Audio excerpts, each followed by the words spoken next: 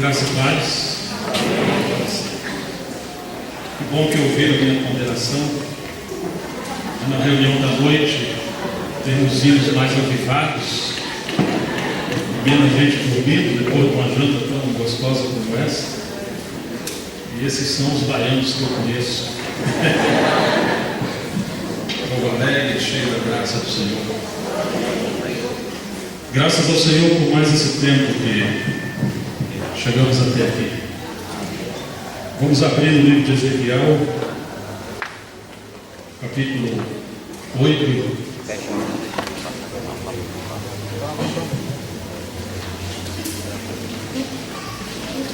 Verso 3 em diante. E estendeu a forma de uma mão e tomou-me pelos cabelos da minha cabeça. E o Espírito me levantou entre a terra e o céu e levou-me a Jerusalém em visões de Deus até a entrada da porta do pátio de dentro, que olha para o norte, onde estava o assento da imagem dos ciúmes que provoca ciúmes. E eis a glória do Deus de Israel estava ali, conforme o aspecto que eu tinha visto no vale. E disse-me: filho do homem, levanta agora os teus olhos para o caminho do norte. Levantei os meus olhos para o caminho do norte, e eis que ao norte da porta do altar estava esta imagem de ciúmes na entrada. E disse-me: filho do homem, vês tu o que eles estão fazendo? As grandes abominações que a casa de Israel faz aqui, para que me afaste do meu santuário. Mas ainda tornarás a ver maiores abominações. E levou-me à porta do átrio, e então olhei, e eis que havia ali um buraco na parede, e disse-me: filho do homem, cava agora naquela parede. E cavei na parede, e eis que havia ali uma porta. Então me disse: entra e vê as malignas abominações que eles fazem aqui.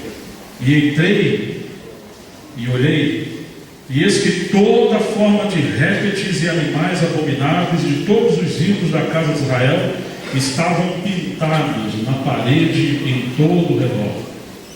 E estavam em pé diante deles 70 homens dos anciãos da casa de Israel, e Jazanias, filho de Zafã, em pé no meio deles, e cada um tinha na mão o seu incensário, e subia uma espessa nuvem de incenso. Então me disse: viste, filho do homem, o que os anciãos da casa de Israel fizeram nas trevas, cada um nas suas câmaras pintadas de imagens? Pois diz: o Senhor não nos vê, o Senhor abandonou a terra. Verso 18. Por isso também eu os tratarei com furor. Meu olho não poupará, nem terei piedade, ainda que me gritem aos ouvidos com grande voz, contudo não os ouvirei. Capítulo 10, verso 18. Então saiu a glória do Senhor de sobre a entrada da casa, e parou sobre os querubins. E os querubins alçaram as suas asas, e se elevaram da terra aos meus olhos, quando saíram, e as rodas os acompanharam. E cada um parou à entrada da porta oriental da casa do Senhor, e a glória do Deus de Israel estava em cima sobre eles. Senhor, usa de misericórdia conosco, nós te pedimos. Tenha compaixão de nós, que o teu Espírito esteja conosco mais uma vez, a tua unção, a tua graça possa nos falar, Senhor. Abrir os nossos olhos, nos dê discernimento espiritual, para que a tua vontade seja clara para nós nessa noite pela tua palavra. Senhor, não merecemos nada, não temos nenhuma condição nem de falar, nem de ouvir, muito menos compreender a tua palavra. Mas o Senhor é poderoso por causa do seu grande nome, do seu propósito no seu Filho. Abrir o nosso entendimento e nos dar a compreensão da tua vontade. Nós entregamos todas as coisas nas tuas mãos, em nome de Jesus, para a tua glória. Amém. Irmãos, nós vimos que a porta do norte, a porta que vem do oriente, a porta oriental, ela representa aquele caminho por onde a glória de Deus entraria na sua casa. E isso está reportando a questão da vinda do Senhor pela primeira vez, a primeira vinda do Messias. E também fala da segunda vinda do Senhor. Mas, no entanto, o Senhor mostrou a Ezequiel que justamente nessa porta por onde a glória de Deus queria entrar, eles levantaram aquele ídolo de ciúmes. O Senhor já havia decretado desde a época de Moisés que não se deveria se levantar imagem de escultura de alguma coisa semelhante nos céus ou na terra que competisse com a visão do Senhor, com a glória do Senhor. Quando eles levantaram essa imagem de ídolo, diz o Senhor, e isso realmente sempre me impressiona bastante, o capítulo 8, verso 6, e disse-lhe, filho do homem, vês tu o que eles estão fazendo, as grandes abominações que a casa de Israel fez aqui, para que me afaste do meu santuário? O santuário de Deus é uma casa para Deus, é para a presença de Deus. Mas uma vez que os ídolos são colocados na entrada dessa porta oriental, o Senhor diz que ele tem que se afastar. E agora ele orienta a Ezequiel ver por um buraco da parede. E ele olha por dentro da casa. E ele vê então aquelas muitas imagens que os seus líderes pintaram ali. Aqueles 70 anciãos representam a plenitude do ministério. Por várias vezes na Bíblia se menciona a palavra 70 em relação aos anciãos. Isso representa como que aqueles que deveriam representar a liderança da casa do Senhor, o ministério da casa do Senhor, que deveria trabalhar entre o povo de Israel, para que o testemunho do Senhor permanecesse de pé. Eles haviam todos se apostatado. Era um tempo de muita dificuldade. Em primeiro lugar, a glória do Senhor, ou a aparência da glória do Senhor, aparece em Ezequiel no capítulo 1, isso para capturar a visão de Ezequiel. Muitas das vezes o Senhor nos mostra algo da sua glória, mas isso não significa que Ele está conosco. Isso é a maneira do Senhor nos chamar a atenção para voltarmos para Ele. Ali está o seu povo e Ezequiel no contexto do exílio de Babilônia. Mas o Senhor mostra que apesar de tudo Ele governa céus e terra. E Ele quer trazer o seu povo de volta. Em segundo lugar, a glória de Deus aparece se retirando da casa. Por que a glória se retirou da casa? Porque esses ídolos permearam toda a casa do Senhor. E justamente onde havia a porta oriental, onde o Senhor deveria entrar com a sua glória, ali havia ídolos. E em último lugar, no capítulo 43, mostra a glória do Senhor voltando para casa. Isso está falando da restauração do testemunho do Senhor no tempo do fim. Ah, irmãos, mas esse período do meio, quando a glória de Deus se retira da casa, que coisa triste é essa? E como nós deveremos atentar para que o Senhor falou naquela época e Ele fala conosco até hoje. Muitas coisas que Deus deu ao seu povo como ferramentas para edificar a casa de Deus.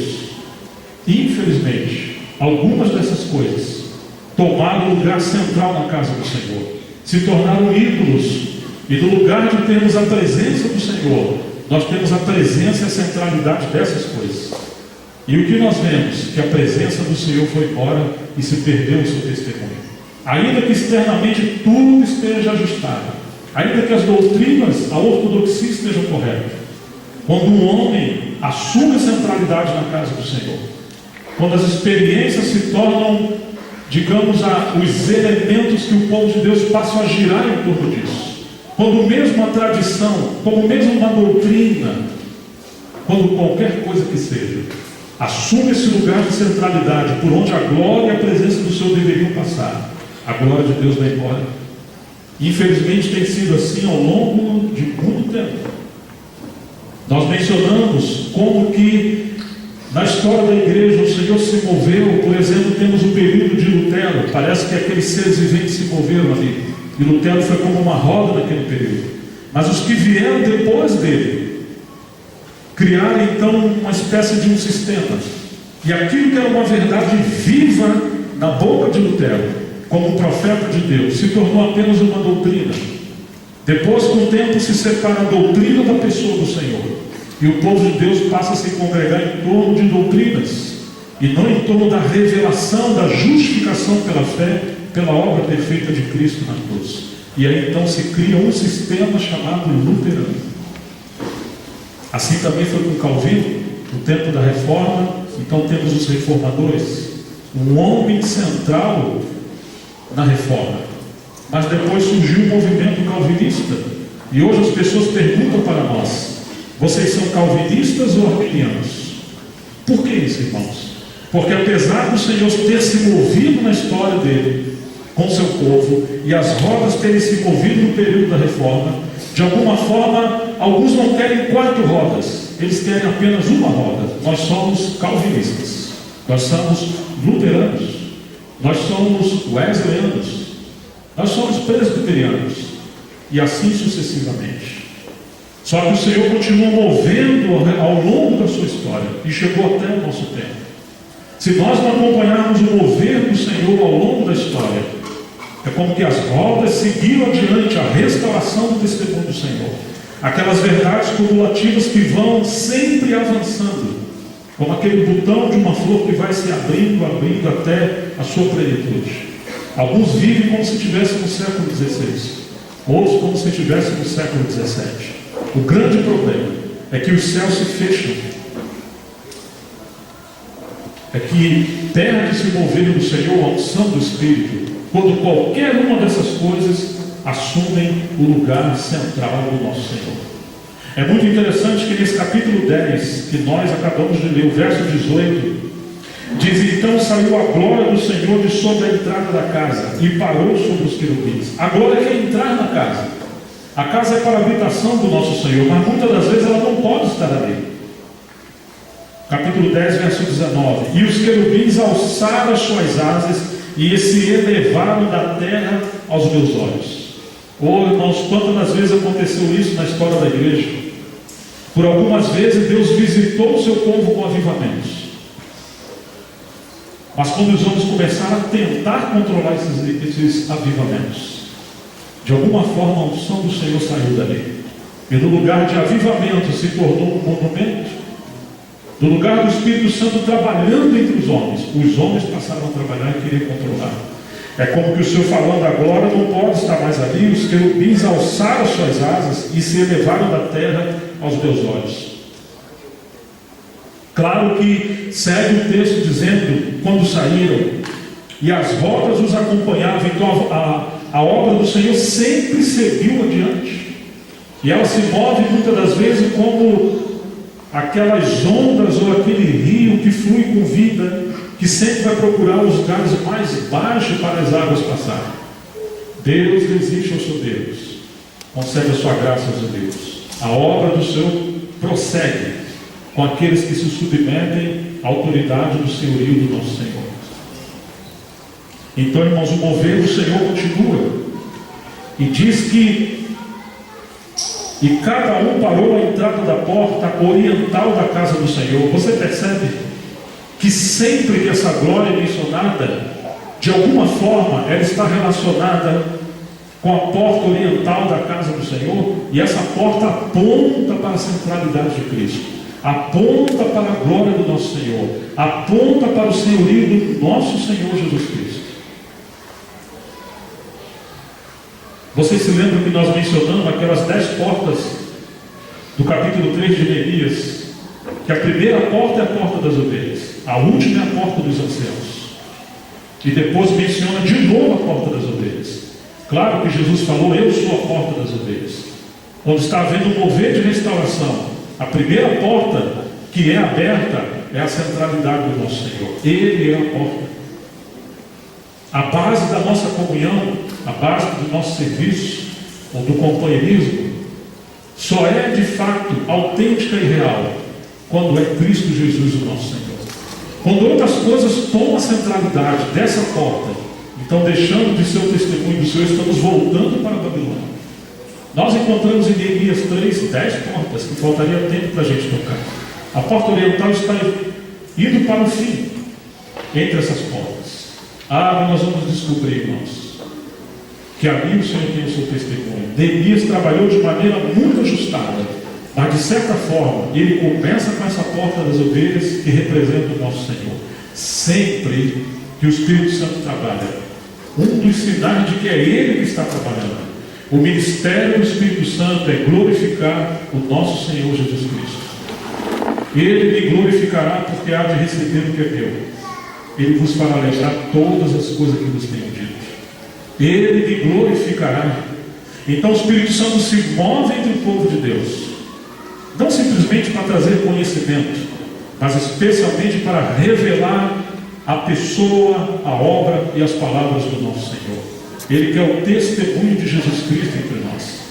Ainda que nós encontramos nesse verso 19 os querubins, as 4 rodas, mas nós encontramos a glória do Senhor e a casa do Senhor apenas nesse versículo. E o que isso significa para nós, irmãos? Nós temos visto a questão do mover soberano do Senhor, mas ao mesmo tempo o Senhor quer se mover na terra com aqueles que se sujeitam a Ele. Quando nós nos sujeitamos ao Senhor, então Ele tem a sua casa. E quando Ele tem a sua casa, isso aponta para a volta do nosso Senhor. Ele quer preparar uma noiva adornada para que possa se preparar para aquele dia, para o encontro do noivo. O Senhor realmente quer nos encontrar adornados hoje como noivo do nosso Senhor. Então nós temos aqui esse mover do Senhor nos céus, mas Ele está encontrando eco na terra. E agora Ele quer uma casa mais cheia da sua habitação, para que o seu filho possa voltar. É muito interessante que quando estudamos os livros da restauração, todos eles trabalharam, mas especialmente Esdras e Neemias, eles estão voltando os seus olhos para a vinda do nosso Senhor. Eles sabiam que o Senhor voltaria e que o Senhor entraria por aquela porta oriental. Quando nós chegamos então em Ezequiel capítulo 43, novamente vai mencionar essa questão da porta oriental.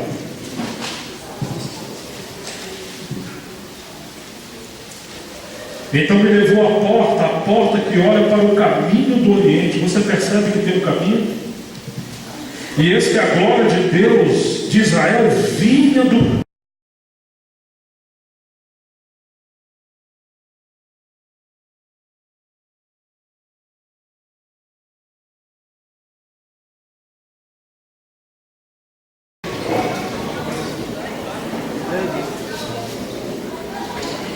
Ezequiel 43. Então ele levou a porta que olha para o caminho do Oriente. E eis que a glória de Deus de Israel vinha do caminho do Oriente, e a sua voz era como a voz de muitas águas, e a terra resplandeceu por causa da sua glória. E o aspecto da visão que tive era como o da visão que eu tivera quando vim destruir a cidade. E eram as visões como a visão que tive junto ao rio Quebar, e caí sobre meu rosto. E a glória do Senhor entrou na casa pelo caminho da porta, cuja face está para o lado do Oriente. Levantou-me o Espírito e me levou ao lado interior, e eis que a glória do Senhor encheu a casa. Oh, amados irmãos, essa glória aponta, esse enchimento aponta para o tempo do Filho. Não simplesmente quando a glória encheu a casa no tempo de Salomão, mas ela também aponta para a restauração do testemunho do Senhor.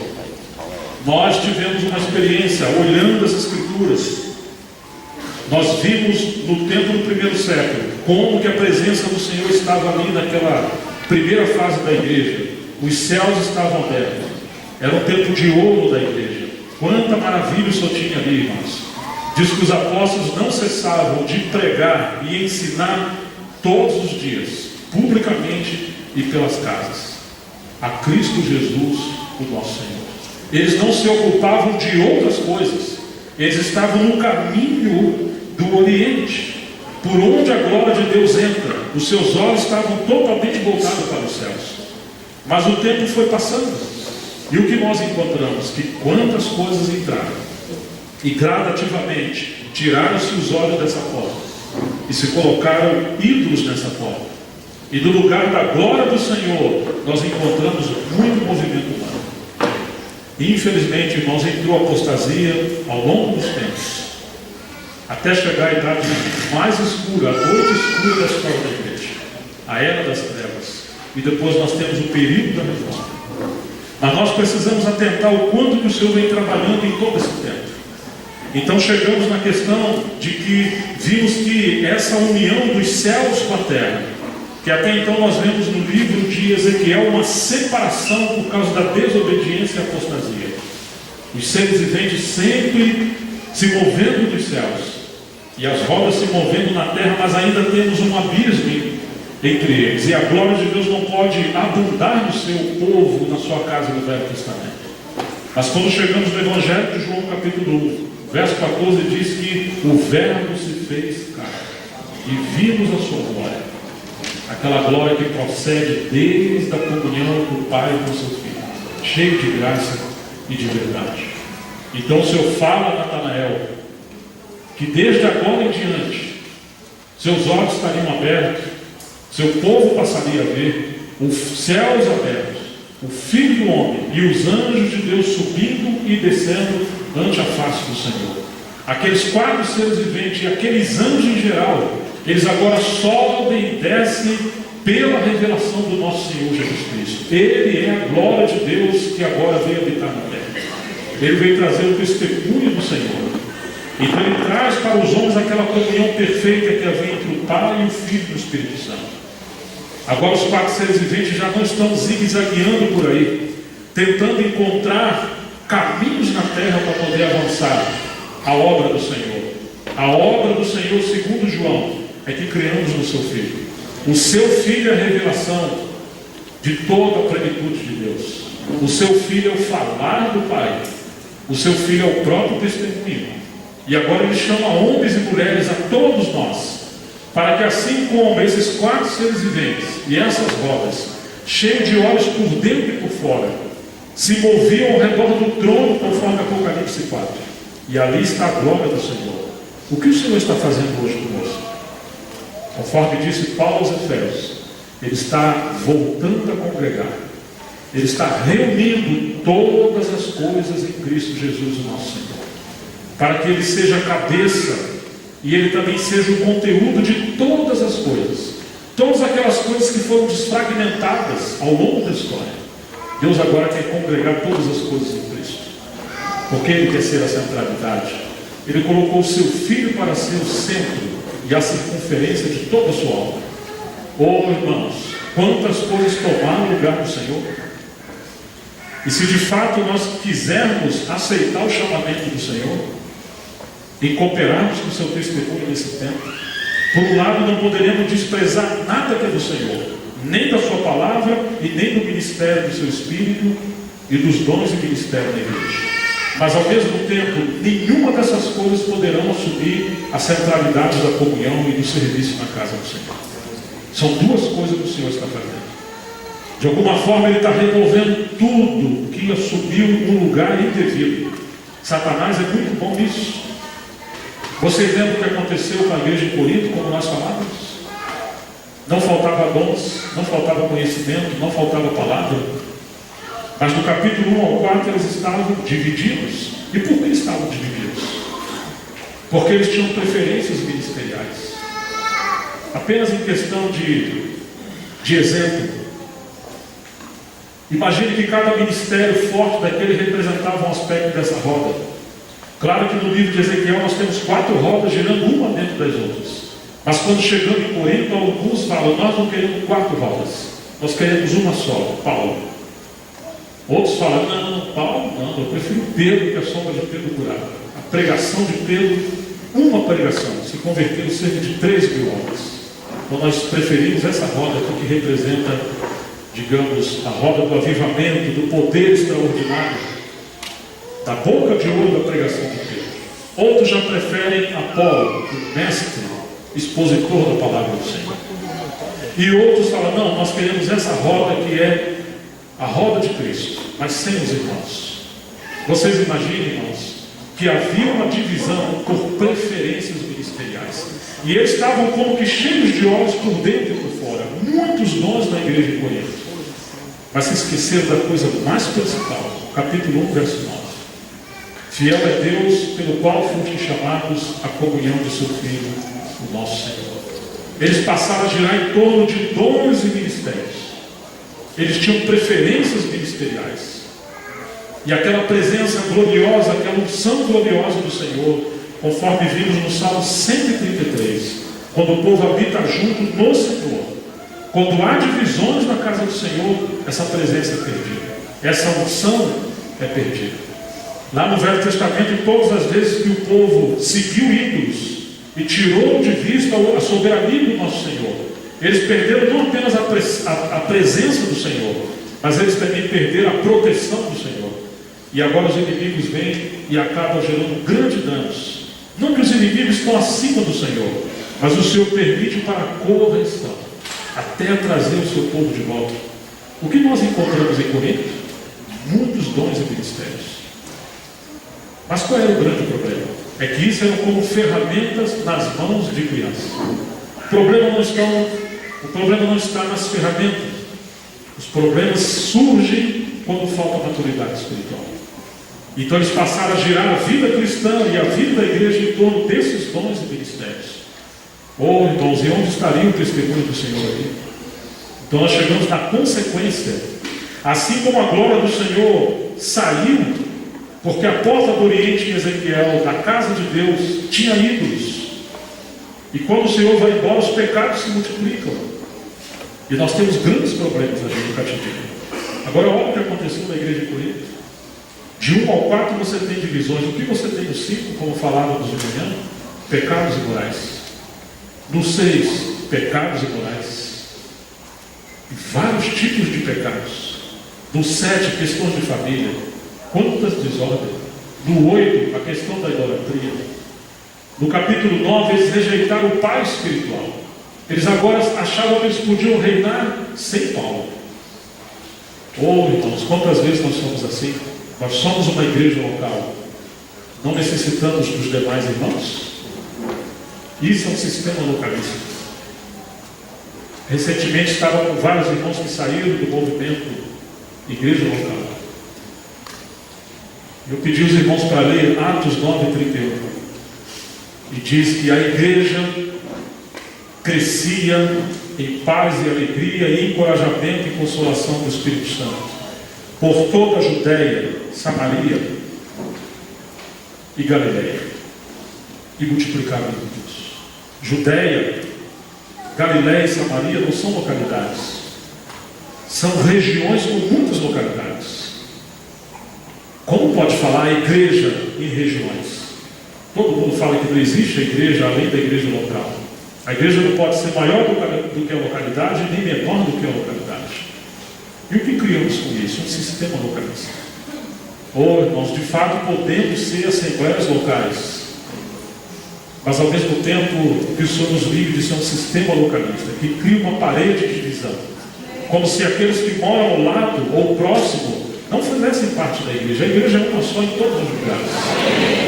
A comunhão não tem limite. O limite da comunhão é onde chega o Espírito Santo. Aonde o Espírito Santo guia e se move, ali é o limite da comunhão. Se o Espírito Santo não está ali, então ali não devemos estar.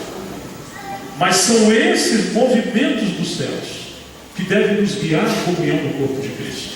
A administração, sim, deve ser nas assembleias locais, mas não torna a questão da localidade um sistema pesado que controla os irmãos. Isso realmente tem sido terrível e lastimável nesse tempo. Ou, irmãos, quando nós chegamos no capítulo 9 de Coríntios, eles se excluíram de todas as demais assembleias, e eles se excluíram inclusive da cooperação dos ministérios extra-locais. E ali nós temos então a obra de Satanás, que enviou falsos obreiros, como assim, se fosse no lugar de anjos, são falsos anjos, a antiga serpente, o antigo dragão. Chegamos no capítulo 10, Paulo mostra o exemplo daquele povo que morreu no deserto, porque eles foram rebeldes contra o Senhor e voltaram para a idolatria. No 11, Paulo louvava que eles tinham as tradições, mantinham como ele havia ensinado. Mas quero que saibais, Deus é o cabeça de Cristo. Cristo é o cabeça de todo varão. O varão é o cabeça da mulher. Ou seja, não adianta praticar as coisas externamente, mas sem uma realidade espiritual no interior, sem revelação. Isso vira apenas um sistema religioso. Parece que Corinto estava entrando nesse declínio, porque eles perderam a centralidade do seu chamamento. Paulo então vai falar da mesa do Senhor. Já não é a mesa do Senhor que vocês estão praticando. Cada um está comendo antecipadamente sua própria comida. Isso não é a mesa do Senhor. Vocês estão se reunindo para pior e não para melhor. É claro que eles tinham uma refeição e depois partiam o pão. Mas Paulo está corrigindo os irmãos, porque eles também estavam perdendo realidade espiritual em relação à mesa do Senhor. Quando chegamos no capítulo 12, como eu gosto do que a irmã Jasper Lewis falou certa vez, nossa versão em português diz acerca dos dons espirituais. A Jessie fala que o pensamento no grego é acerca dos espirituais, ou acerca daqueles que estão sendo influenciados espiritualmente. Ou seja, quais espíritos, ou qual espírito está influenciando vocês a operar esses dons? Quem está movendo vocês? Porque parece que em Corinto já não era mais o Espírito Santo sempre. Algumas vezes outros espíritos entraram nele. Por que isso havia acontecido? Porque a motivação já não era pura. Às vezes temos muitos dons entre os irmãos, mas se torna um misticismo, um neopentecostalismo. Por quê, irmãos? Volto a falar, não há problema nos dons em si. Se vamos construir uma casa, precisamos de ferramentas, precisamos de andames. Mas quando essas ferramentas e andames estão nas mãos das crianças, então elas passam a se machucar umas às outras. E foi isso que aconteceu na igreja de Corinto. Então agora Paulo está corrigindo a questão da centralidade, da discrepância, da desordem por meio dos dons espirituais. E eles perderam aquilo que vem primeiro. Porque no capítulo 12, 27 em diante, Paulo fala que eles são o corpo de Cristo, sim, mas especialmente membros uns dos outros. Não poderiam estar sendo desfragmentados. E ele diz, e Deus colocou primeiramente na igreja o quê? Apóstolos. Em segundo lugar, profetas. Em terceiro lugar, mestres. E depois os demais dons, até chegar em governos. Não é que Paulo está colocando uma hierarquia de títulos. Não é que Paulo está também levantando uma questão de hierarquia posicional. O que Paulo está fazendo ali é mostrar prioridade por encargo na casa do Senhor. Quando se pensa em prioridade na casa do Senhor, o ministério da palavra vem primeiro. Por que o ministério da palavra vem primeiro, irmãos? Porque a palavra é a ferramenta central que edifica a casa do Senhor. Uma vez que Deus fala, Ele fala pela sua palavra. Uma vez que se tira a palavra do Senhor, então caiu a obra de Deus. Olha o que estava acontecendo em Corinto. A palavra de Deus estava sendo enterrada. E os dons estavam em evidência. E isso é um grande problema. Então Paulo agora está procurando corrigir essa situação ali. Quantos ídolos tomaram o lugar desse caminho por onde a presença do Senhor vem? Então no capítulo 13, como se fosse um sanduíche entre o 12 e o 14 sobre os dons, Paulo coloca a questão do amor. E ele diz que seguirmos o amor ou a caridade, procurar com zelo os dons espirituais. Não sigam os dons, sigam o amor. E ele vai falar do caminho mais excelente. E esse caminho mais excelente, resumidamente, é o próprio Senhor se expressando em nós. O amor tudo suporta, tudo sofre, tudo crê, tudo espera, não se exalta. O amor sofre pela causa do Senhor. Um dia ele diz que tudo passará. O amor é o que vai permanecer. Irmãos, chegamos no capítulo 15 e Paulo vai dizer que eles tinham problema em relação a assuntos centrais da fé, sobre a ressurreição. E no 16, ainda que eles achavam que eram tão maduros, que eles reinavam, eles tinham problema com a questão das contribuições. Eles achavam que eles mesmos deveriam conduzir as coisas como eles acreditavam que deveriam. E Paulo tem que orientar eles, porque Paulo orientou as igrejas da Macedônia, que eram irmãos mais pobres. Agora tinha que orientar os irmãos de Corinto. Como disse Lutero, parece que a última coisa a se converter entre os cristãos é o seu bolso. Nada determina, talvez, a realidade da nossa espiritualidade do que a maneira que nós lidamos com o dinheiro. Se não entendemos que somos mordomos, nós achamos que somos donos de alguma coisa e não saberemos agir na mordomia na casa do Senhor. Paulo teve que evitar receber contribuição da igreja em Corinto porque eles eram meninos. E ele aceitou a contribuição da igreja em Filipos porque ele não queria ser pesado àqueles que não entendiam o ministério de Paulo. E ao mesmo tempo Paulo queria cortar ocasião àqueles que buscavam a ocasião de Paulo, porque alguns falsos obreiros entraram em Corinto, e além deles anunciaram um outro evangelho, um outro espírito e um outro Jesus, a igreja de Corinto, que se achava tão madura e reinava sem Paulo, receberam esses falsos obreiros e investiram financeiramente na vida deles. Então agora Paulo está falando: eu não quero saber da palavra deles, eu quero saber do poder que eles têm. E Paulo também estava olhando a questão do caráter, porque Paulo não buscava nada do que era dos irmãos. Pelo contrário, Paulo buscava eles mesmos. E Paulo se gastava e se deixava gastar. Oh, irmãos, será que nós percebemos isso? Que porque eles eram meninos, eles não tinham discernimento espiritual. Eles se perderam em tantas riquezas, em tanta diversidade, mas eles colocaram essas diversidades na centralidade que pertence somente ao nosso Senhor. Então, quando não há maturidade, essa diversidade de riqueza se torna uma debilidade. O problema não está nas ferramentas, o problema não está nas riquezas da diversidade, o problema está na imaturidade. Que Deus tenha misericórdia de nós, porque Ele tem nos dado tantas coisas, mas qual é a nossa intenção? Muitas das vezes nos agarrar e atrofiar a obra do Senhor. Não é assim que tem acontecido em tantos lugares? Por exemplo, irmãos, existiu o puritano no século XVII, Richard Baxter. Tem uma frase tão preciosa dele: nas coisas essenciais, unidade; nas coisas não essenciais, flexibilidade; sobretudo, o amor. Por que já era assim na sua época? Porque nesse período já havia tantos conflitos. Nós temos os reformadores, mas muitos que seguiram o caminho dos reformadores naquela época se tornaram, digamos, acadêmicos, racionais, lógicos, como se fosse uma academia de letras. E como resultado disso, alguns se voltaram mais, digamos, uma visão mística, de voltar a buscar a presença do Senhor pelo Espírito, e não necessariamente através do estudo erudito da palavra. Nesse período surgiu muito choque entre os cristãos. Inclusive no século XVII, os puritanos foram excluídos pelos anglicanos. Na Europa, quando houve uma perseguição aos cristãos, nem todos poderiam pregar com liberdade, nem todos poderiam ser aceitos com propriedade, a menos que eles se sujeitassem ao império da Inglaterra. Os puritanos não concordavam em seguir da maneira que estavam sendo exigidos. Então eles resolveram seguir uma linha mais centrada do Senhor. E eles migraram daquela estrutura da igreja naquele período. E eles foram seguir o Senhor no seu caminho. Eles foram perseguidos.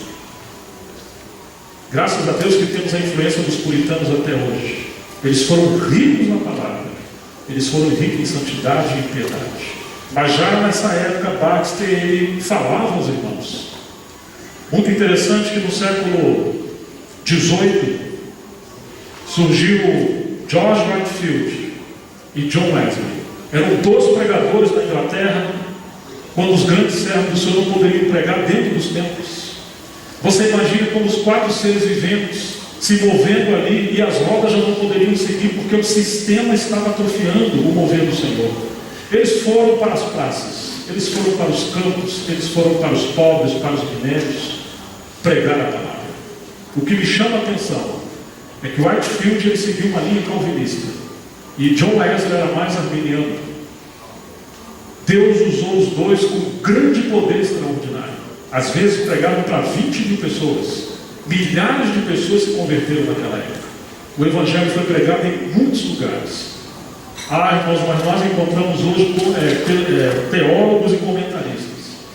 Se eles são calvinistas, eles falam assim: não, a obra de Whitefield foi uma obra que Deus ungiu e fez.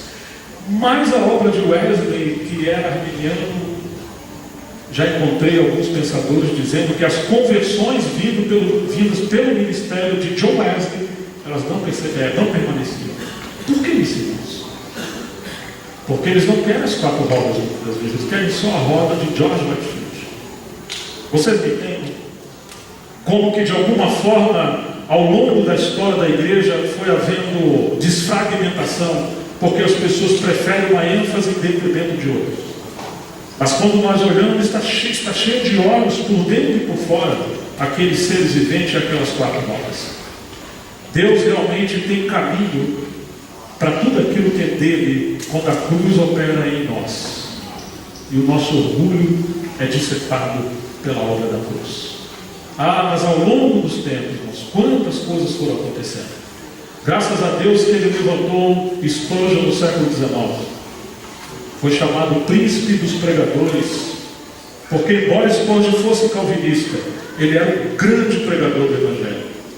Milhares de sermões de Spurgeon foram transcritos e publicados, milhares deles, e chegaram em tantos lugares, de maneira que não se pode contar claramente quantas das pregações de Spurgeon chegou em tantos países.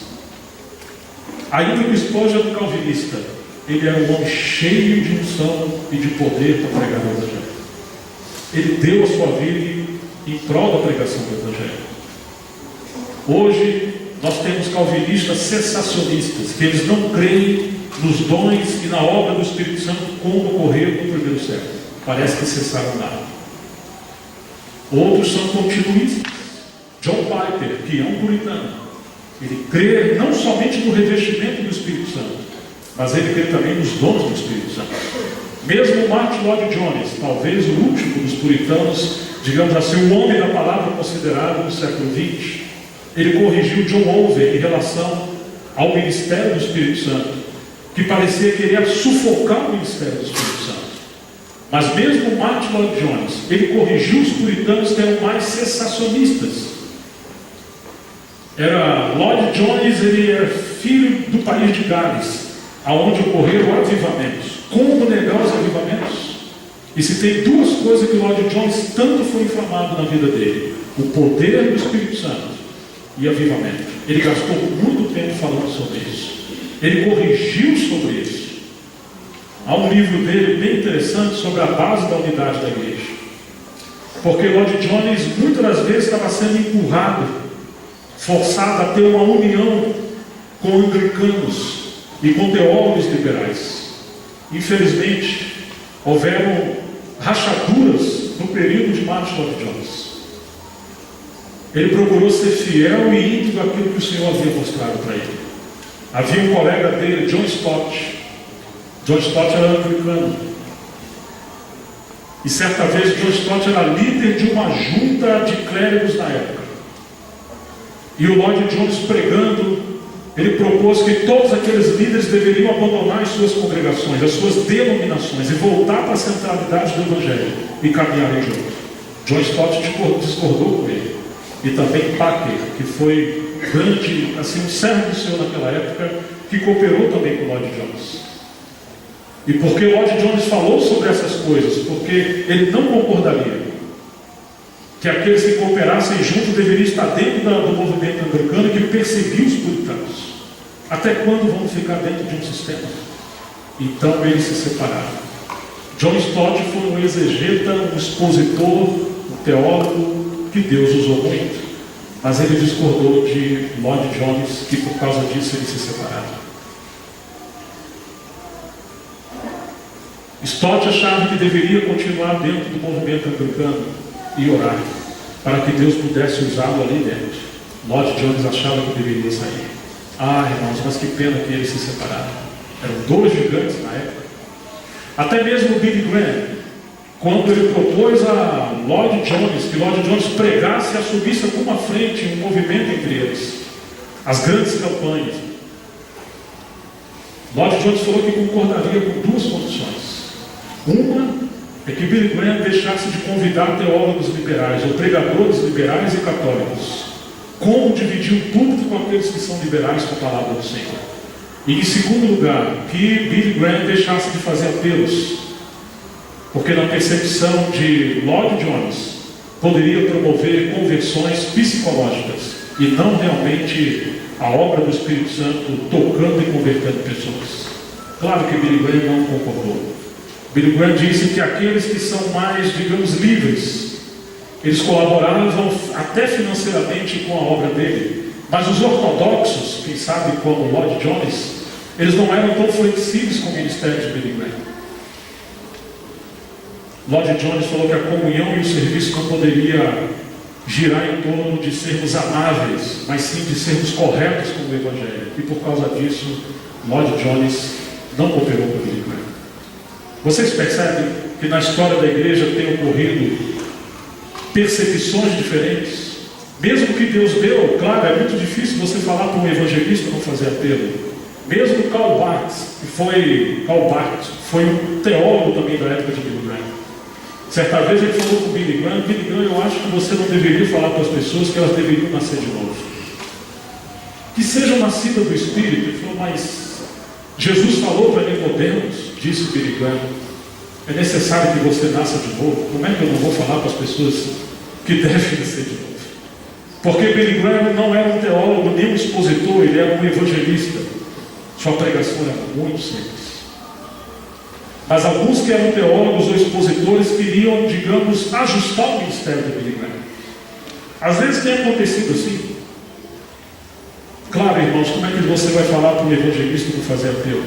Jesus falou que o reino dos céus é semelhante a um pescador que lança as redes e puxa. Parece que na percepção de Billy Graham ele está lançando a rede e ele está puxando. Ou seja, cada um de nós temos um limite de dons e ministério. E nós não podemos querer controlar o ministério do outro. Naquilo que é essencial, devemos ter humildade. Naquilo que não é essencial, flexibilidade. Sobretudo, o amor. Devemos cooperar com tudo aquilo que promove o reino de Deus. Claro que Lloyd Jones, ele foi como profeta também usado por Deus, porque nessa época era um período já de ecumenismo. As pessoas queriam unidade a qualquer custo. Unidade em detrimento da verdade. Não, isso não é unidade cristã. Isso é um movimento ecumênico. E disso Lloyd Jones está certo. E nós devemos louvá-lo. Porque não podemos caminhar de mãos dadas onde a palavra do Senhor, a verdade do Evangelho é sacrificada. Devemos ter muito cuidado a maneira que vamos caminhar. Muito interessante que uma vez Lloyd Jones e A.W. Tozer conversaram. E Tozer falou para Lloyd Jones: nós chegamos ao mesmo ideal, mas por caminhos diferentes. Lloyd Jones falou: como? Você, Lloyd, veio por meio da ênfase dos puritanos, e o Senhor me guiou pela ênfase dos místicos. Oh, que coisa maravilhosa! Duas rodas do movimento da história da igreja. Tozer foi um místico e ao mesmo tempo um grande profeta nas mãos do Senhor. Mas Lloyd Jones foi um grande mestre expositor da palavra, mas ele não veio pela linha dos místicos, ele veio pela linha dos puritanos. Mas de qualquer maneira, o Senhor trouxe esses dois servos de maneira preciosa, cada um no seu lugar. Isso significa que não temos uma bitola na obra do Senhor, onde todos aqueles que vão servir o Senhor devem passar por ali. Não, irmãos. Inclusive na história dos puritanos, feito por Lloyd Jones, ele faz uma crítica às convenções de Kell Street. Por que estava fazendo crítica a Kell Street? Porque, segundo ele, esse movimento passou a girar em torno da vida cristã mais alta, o nível mais alto. Mas ele se esqueceu da pregação do Evangelho, esqueceram de missões. Ele não era adepto dessas convenções. Ele seguiu as pegadas de Campbell. Não que Campbell não fosse opositor às convenções de Kell Street, mas Lloyd Jones se tornou um pouco mais, digamos, distante de tudo isso. Algumas vezes Lloyd Jones foi, digamos, severo demais. E outras vezes, sim, ele estava bem ajustado por parte do Senhor. Irmãos, tudo isso era um processo de transição, aonde o Senhor vai trabalhando, vai se movendo, e nós devemos aprender com tudo isso. Hoje nós estamos no nosso tempo. Me lembro que uma vez eu estava trabalhando, escrevendo material para Salvador. Foi em 1996, por aí. Os irmãos estavam passando por umas lutas aqui nessa época. E quando eu estava trabalhando, escrevendo algo, eu recebi de vez em quando me ligava o pessoal de Portugal e também do Rio de Janeiro. Do Rio de Janeiro diziam que eu estava preparando as obras de Austin Sparks. E eu não estava trabalhando com as obras de Sparks nessa época. Mas esse irmão falou, mas eu conheço ele ainda hoje. Eu tenho ligado lá para alguns países e pessoas que conhecem as obras de Austin Sparks e dizem que você está fazendo essa obra de tradução e de publicação. Até que uma vez eu recebi em casa uma correspondência do irmão Belcio Meirelles. Irmão Gerson, o Senhor tocou no meu coração traduzir algo do Austin Sparks, mas também colocou no meu coração que é você que vai publicar. Eu falei, meu Deus, eu estou me sentindo perseguido por Sparks. Irmãos, eu recebi algumas literaturas da Holanda. De quem eram essas literaturas? De Austin Sparks. E muito interessante, que quando eu comecei a ler algo de Sparks naquele período, quando eu cheguei na página 6 de uma obra dele, parece que a obra era Visão Celestial. Uma unção muito grande do Senhor veio sobre mim. O Espírito Santo falou comigo, publica Sparks. Nesse período, a gente passava por algumas crises no Brasil, na verdade na América do Sul. Uma roda apenas estava se movendo, dizendo que agora toda a cristalização, o ponto mais alto de toda a revelação de Deus estava naquele ministério. Ninguém precisava ler mais nada, não precisava ter a contribuição de mais ninguém. Ali estava, digamos, o governo do Senhor desse século e não tinha mais nada.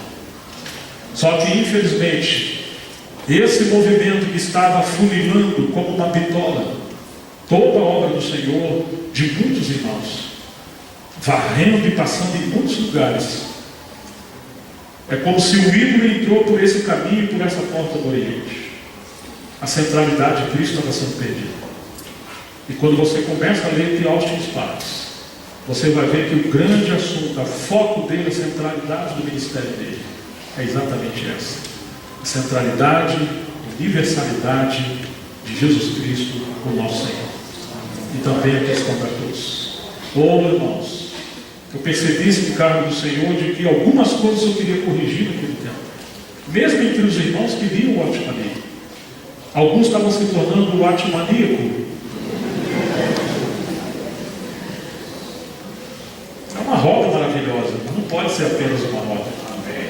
De alguma forma você vai ver que Sparks e o atmaníaco são rodas que estão gerando um dentro do outro, né? Sparks, um homem mais celestial, e o atmaníaco, um irmão mais eclesiológico, mais voltado para a igreja. Você vai ver que houve complementação ministerial. Graças a Deus por isso, né, irmãos? Me recordo que há quase que uns 30 anos atrás, um jovem lendo um homem espiritual, e numa hora ele ficou muito nervoso, e ele pegou uma caneta e rabiscou assim, enterrando a caneta do livro com tanta fúria, porque ele não estava conseguindo compreender o homem espiritual. Outros que simplesmente haviam crido no Evangelho recentemente se levantavam para pregar o Evangelho, serviam com espontaneidade, compartilhavam com espontaneidade, traziam pessoas para Cristo. Quando leram o homem espiritual, será que isso é do Espírito? Será que é da alma? Será que isso é meu? E eles pararam. Ou seja, irmãos, aquilo que lhe temeu que essa obra virasse um manual, na cabeça de alguns se tornou um manual. E até hoje tem gente travadas, porque antes elas olhavam para o Senhor, elas não estavam fazendo aquele processo de introspecção, elas simplesmente tinham uma fé simples, e como uma criança que vai aprendendo a andar à medida que anda e cai, os novos convertidos devem ser encorajados a servir o Senhor. Não tenha medo que vão errar, ponha confiança no Senhor. Os mais velhos podem ajudar, mas o que acontece hoje? Muitos irmãos paralisados, porque eles se tornaram atrofiados. Vocês me entendem, irmãos? Isso se tornou um grande problema. Graças a Deus, volto a falar, o problema não está nas ferramentas nem na literatura, mas na infantilidade. E a nossa tendência é ficar atrofiado por essas coisas. Então, quando as obras do Austin Sparks chegaram até nós, Claro, as obras estavam em inglês disponíveis, mas eu me refiro à língua portuguesa. Como o Senhor tem nos ajudado. Como o Senhor tem ajudado irmãos em muitos lugares. Assim também as obras do nosso amado irmão Andrew Bowen. Aquele servo do Senhor que trabalhou na África do Sul. Muito interessante que ele trabalhou bastante. Mas se você for considerar, quase todas as suas obras são devocionais. Ele entendeu que o problema entre o povo de Deus está na raiz da consagração, da vida do Espírito. Ele também é um místico, alguém que enfatizou a questão da cruz, mas sim o pós-cruz, ou a vida que procede da morte. Ele não viu apenas o lado negativo. Alguns seguiram, digamos, mais um aspecto de Jessie Lewis, na época de Andrew Bowen. A Jessie, se você ler apenas alguns livros dela, você vai parar, porque ela apresenta o lado negativo da cruz. Não somente isso, mas quando você vê o outro lado da cruz, por Andrew Bowen, você vai ver o lado vida da cruz. Então nós precisamos de Jessie para nos mostrar que morremos e do homem não procede nada de bom. E precisamos do irmão Andrew Bowen para ver que nós estamos no novo homem. E agora Cristo vive em nós. E Ele quer nos encher do seu Espírito e avivar a sua obra. Esses dois eram companheiros. O Lee recebeu muito aspecto de ajuda por esses irmãos. Mas muitas das vezes nós queremos apenas um servo do Senhor. E nós queremos seguir em detrimento de outros servos do Senhor. Irmãos, até mesmo os reformadores, como nós precisamos desses irmãos. Se você perceber hoje o que está acontecendo na Europa, a Europa está vivendo um período de decadência nas últimas décadas. Tem acontecido a islamização europeia. Enquanto a questão do evangelho diminuiu, o islamismo aumentou. Percebemos uma migração, ondas de migrações de islâmicos para a Europa. E ali onde havia aqueles grandes avivalistas e homens de Deus, as gerações que vieram sobre eles, depois deles se perderam. E quando nós olhamos hoje, atualmente, lugares onde foram o berço do Evangelho e de grandes avivamentos, ali está o ateísmo, o humanismo, o ceticismo. Tenho 3 sobrinhas que estão na Europa. Às vezes tem que viajar 4, 5, 6 horas para ter comunhão com irmãos. Um ambiente como esse aqui hoje é tão raro lá, irmãos. Mas quando você olha o movimento islâmico, como isso está crescendo, como a primavera árabe, como eles falam, está se multiplicando. Enquanto a mulher europeia, muitas das vezes, não quer ter nenhum filho, o povo árabe quer ter 5, quer ter 8, quer ter 10. E cada uma dessas crianças são treinadas para seguir o islamismo em frente. Nós temos um genocídio da cultura judaico-cristã ocorrendo não só na Europa, mas no mundo inteiro. E isso está aqui no Brasil também. Se não houver um preparo, um treinamento para essa geração mais nova, o que será de nós? Porque assim como aconteceu na Europa, uma apostasia generalizada, irmãos. Aqueles lugares onde eram os púlpitos, funcionavam os púlpitos, os grandes servos de Deus se tornaram prostíbulos, teatros, lugares de lazer. E hoje nós temos trevas, amigos. Graças a Deus por um pequeno remanescente em alguns lugares. Mas onde estão os avivamentos e os grandes profetas do Senhor na Europa hoje? Quando nós olhamos para o Brasil, qual é a nossa situação hoje? Por um lado, o misticismo crescendo em todas as partes, a teologia da prosperidade, o pentecostalismo ascendentado. E por outro lado, irmãos, nós temos a questão da teologia liberal. Quantas coisas na palavra do Senhor têm sido dilaceradas? Quantos teólogos hoje eles são céticos? Alguns são até ateus, eles apenas exercem uma profissão. Alguns nem creem que o Espírito Santo é uma pessoa, é apenas uma força ativa. E algo que ficou no primeiro século. Mesmo entre irmãos que estão falando da restauração do Senhor, quanta guerra, quanta batalha. quantos desequilíbrios. Que o Espírito Santo nos ajude e possa nos cercar de irmãos que têm os seus olhos totalmente voltados para o Senhor. Irmãos que levam a palavra de Deus a sério. E eles não representam a si mesmos, eles estão representando o Senhor. E estamos cercados por aqueles dons e ministérios para que possa haver complementação. E assim como havia aquelas 4 rodas, que haja também esses 4 aspectos da casa do Senhor. Que nós possamos ser complementados e guardados. Precisamos de avivamento. Avivamento da palavra de Deus. Precisamos do aspecto da reforma, as verdades centrais da palavra de Deus. Precisamos do movimento do Espírito, como aconteceu com os bispos William Law, Adão Guion, São João da Cruz, e tantos outros. Mas que isso seja temperado pelo equilíbrio puritano da palavra do Senhor. Então, nós vamos ter o testemunho do Senhor que não menospreza nenhuma daquelas ênfases verdadeiras que o Senhor tem feito. Não tenha preferências em detrimento de outros, mas que haja equilíbrio. E para haver equilíbrio, o Senhor colocou ministérios com encargos diferentes. Nós vamos ter um intervalo. Hoje sim, acho que eu estou acertando a marca. E daqui a 10 minutos nós vamos voltar. E nós vamos tentar avançar um pouco mais. Amém, irmãos? Vamos orar. Pai, em nome de Jesus, nós queremos entregar a Tua palavra nas Tuas mãos e Te rogar que o Senhor nos guarde e que o Senhor nos traga equilíbrio e possa ter plenamente o Seu testemunho com plenitude, Senhor, com riqueza, mas com equilíbrio na diversidade. Nós entregamos a Tua palavra nas Tuas mãos e que o Senhor continue nos guardando para a Tua glória. Em nome de Jesus, amém.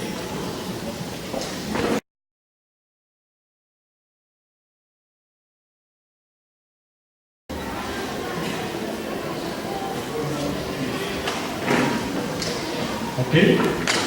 Bom, nós podemos voltar e avançar um pouquinho mais, ainda que vocês comeram uns 15 minutos. Então eu vou retribuir 15 minutos. Como hoje é praticamente o último tempo com vocês, então vamos aproveitar. Vamos no Evangelho de Mateus, capítulo 4, verso 18.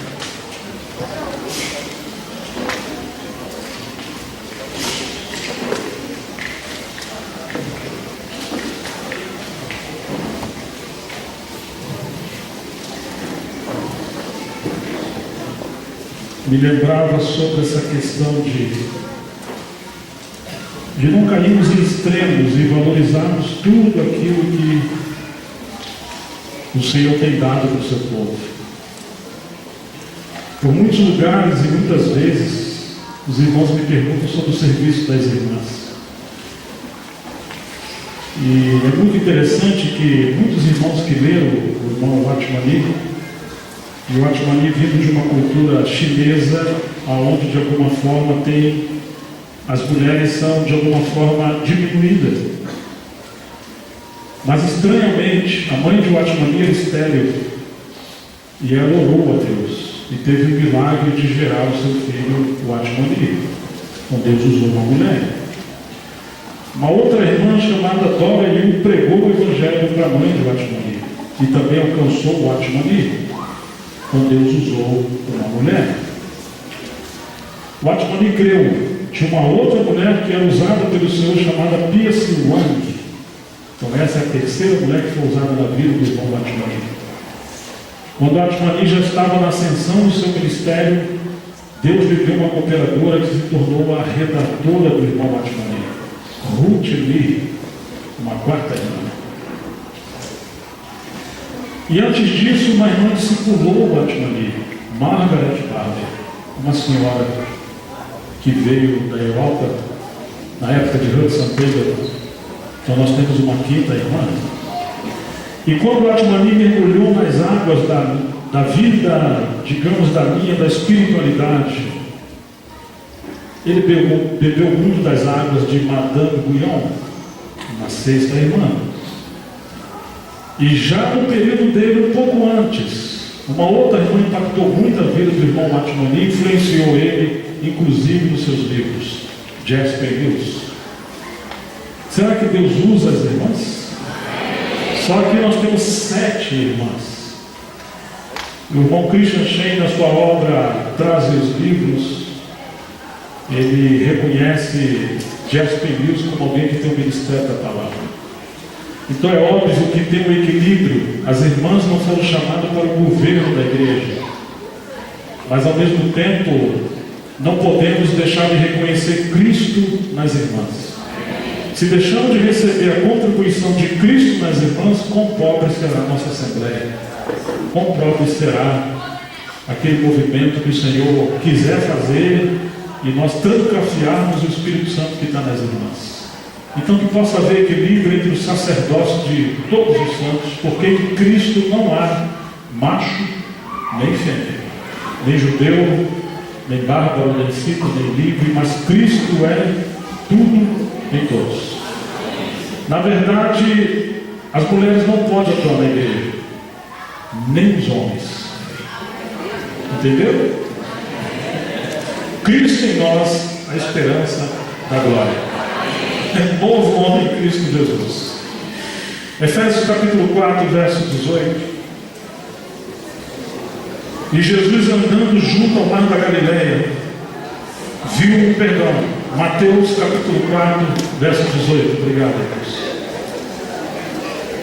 Mateus 4, 18. E Jesus andando junto ao mar da Galileia, viu a 2 irmãos, Simão, chamado Pedro, e André, seu irmão, que lançavam a rede ao mar, porque eram pescadores. E disse-lhes: vinde após mim, e eu vos farei pescadores de homens. Então eles, deixando logo as redes, seguiram-no. E adiantando-se, viu outros 2 irmãos, Tiago, filho de Zebedeu, e João, seu irmão, num barco com seu pai Zebedeu, consertando as redes. E chamou-os. Eles, deixando imediatamente o barco e seu pai, seguiram. Livro de Atos, capítulo 18.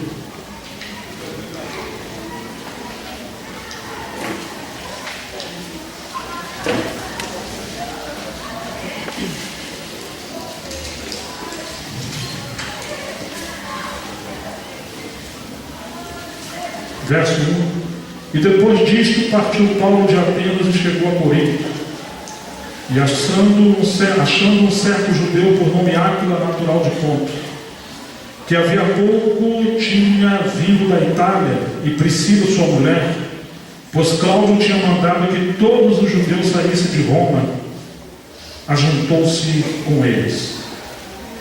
E como era do mesmo ofício, ficou com eles e trabalhava, pois tinham por ofício fazer tendas.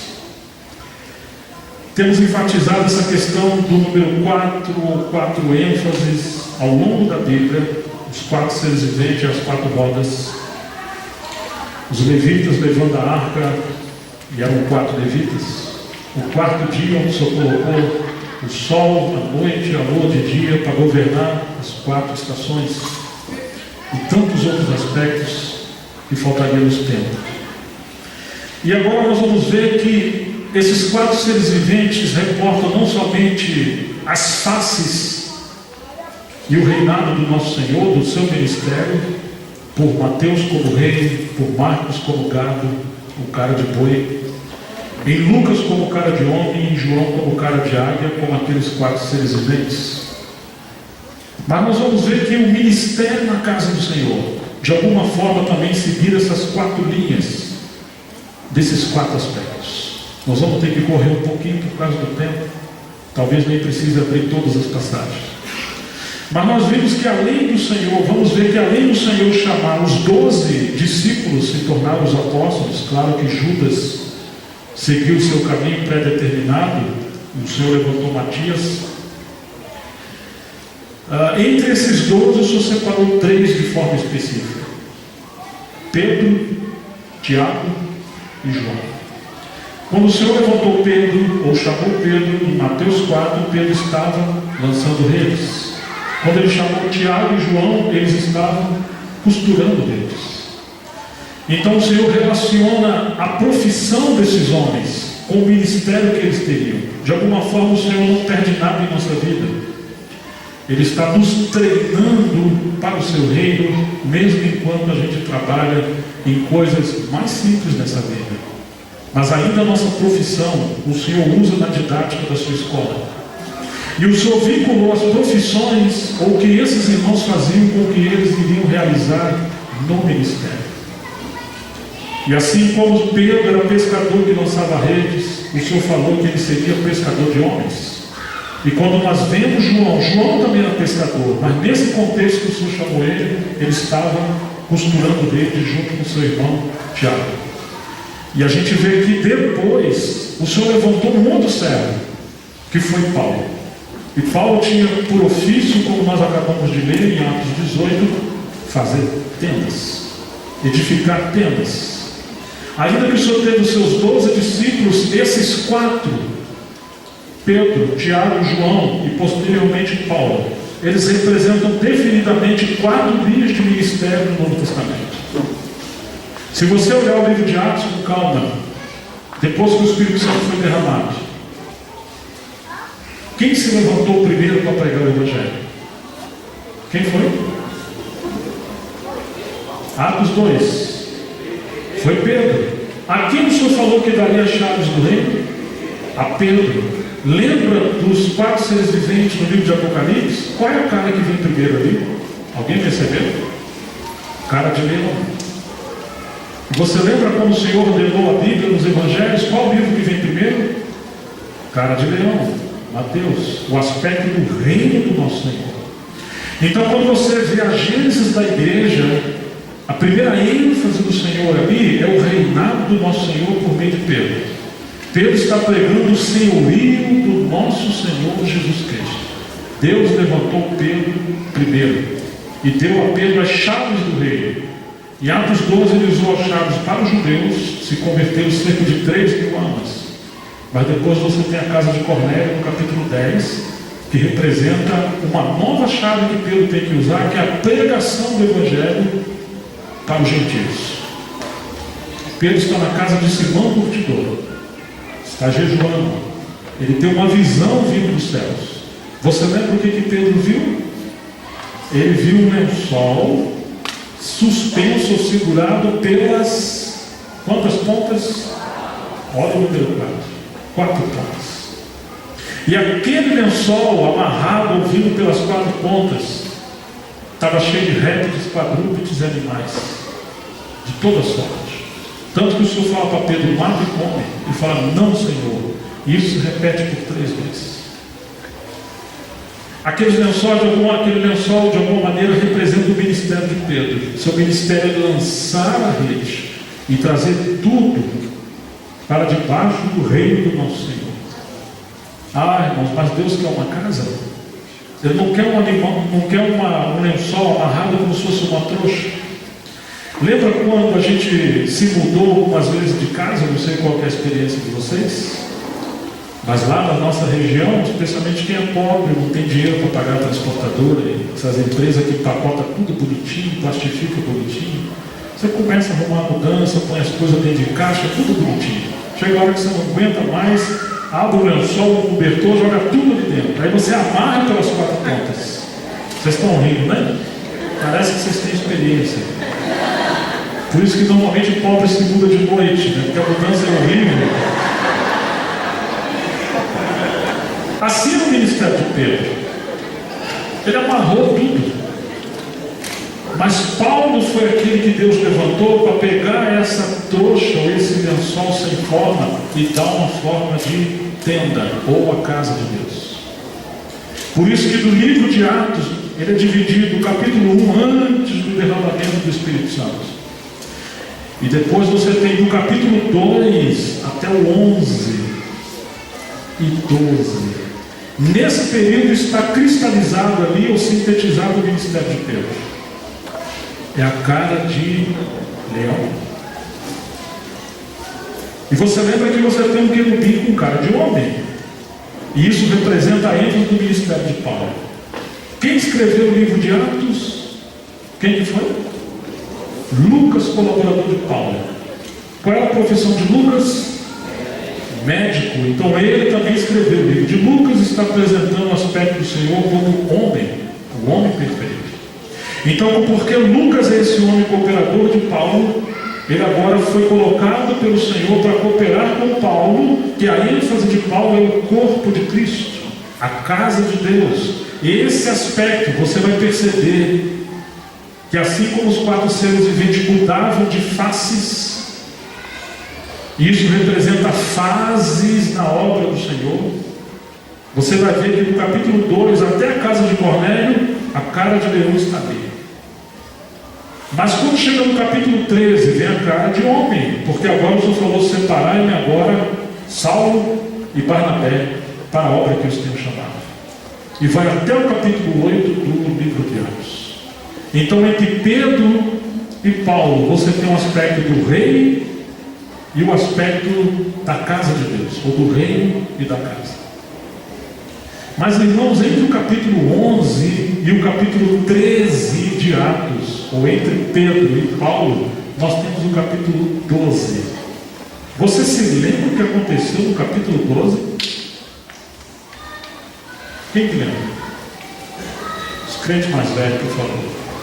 Bispo de Salvador. Quem foi? O que aconteceu? Todo mundo colando, né? Está vendo?